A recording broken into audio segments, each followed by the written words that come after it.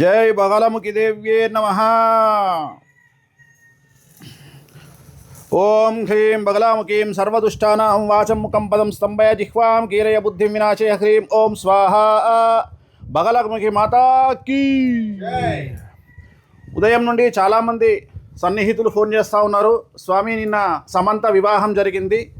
మరి పోయిన సంవత్సరము 16 నెలల క్రిందట నాగచైతన్య శోభిత వివాహం జరిగినప్పుడు చాలామంది మిమ్మల్ని తిడుతూ, మిమ్మల్ని టార్గెట్ చేస్తూ, చాలా విపరీతంగా మిమ్మల్ని ట్రోల్ చేస్తూ, మీ గురించి డిబేట్లు పెడుతూ, ఎవరు అడిగారని చెప్పేసి వేణుస్వామి నాగచైతన్య శోభిత జాతకాలను బహిర్గతం చేసినాడు అని చెప్పి విమర్శించిన వాళ్ళు, చాలామంది మనోభావాలు దెబ్బతిన్నాయని బాధపడిన వాళ్ళు ఇవాళ ఉదయం నుండి చాలామంది జ్యోతిష్యుల దగ్గరికి వెళ్ళి మైకులు పట్టుకొని, మెయిన్ స్ట్రీమ్ మీడియా కూడా మైకులు పట్టుకొని, ఏంది ధనిష్ట నక్షత్రమా, వాళ్ళ నోట్లలో మైకులు పెడుతూ సమంత జాతకం ఎలా ఉండబోతా ఉంది, మగపిల్లవాడు పుడతాడా, ఆడపిల్ల పుడుతుందా, మరదేదో వెరైటీ జాతకం పెళ్లి చేసుకుందట సమంత, అలాగే సమంత భార్యాభర్తలు రాజనమూరి కలిసి ఉంటారా, విడిపోతారా, వాళ్ళ ఇప్పుడు మౌఢమిలో పెళ్లి చేసుకున్నారు, ఎలా ఉంది అని చెప్పేసి చాలామంది మైకులు పట్టుకొని జ్యోతిష్కుల నోళ్లలో మైకులు పెట్టి మరీ అడుగుతున్నారు. స్వామి, మరి మీకు ఏమనిపిస్తోంది అని చెప్పి చెప్తా ఉన్నారు చాలామంది.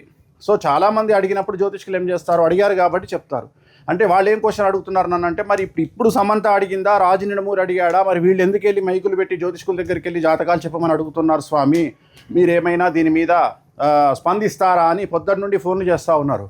అమ్మ, నేను 3 రోజుల నుండి ఇవాళ మనకు మంగళవారము, ఆది సోమ మంగళవారం, ఈ 3 రోజుల పాటు నేను ఇప్పుడు రిలీజ్ కాబోయే ఒక చాలా పెద్ద సినిమాకు సంబంధించి సూపర్ హిట్ కావాలి అని చెప్పేసి ఒక చాలా పెద్ద ప్రొడ్యూసరు, డైరెక్టర్కు సంబంధించినటువంటి సినిమా పూజ నిమిత్తము బగలాముఖి కార్యక్రమాన్ని ఇప్పుడే నిర్వహించినాము.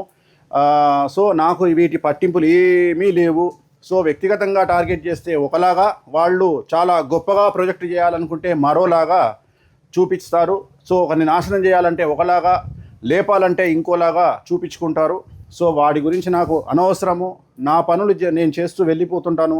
ఆ తిరుమల వెంకటేశ్వర స్వామి వారు, అలాగే ఆ కామాఖ్య అమ్మవారు, బగలాముఖి చిన్నమస్త అమ్మవార్లు, సో నాకు ఏ విధంగా నన్ను సేవ్ చేసుకోవాలి అనేది ఆ అమ్మవార్లకే వదిలేసి నా ప్రయాణాన్ని నేను ముందుకు కొనసాగిస్తూ ఉంటాను.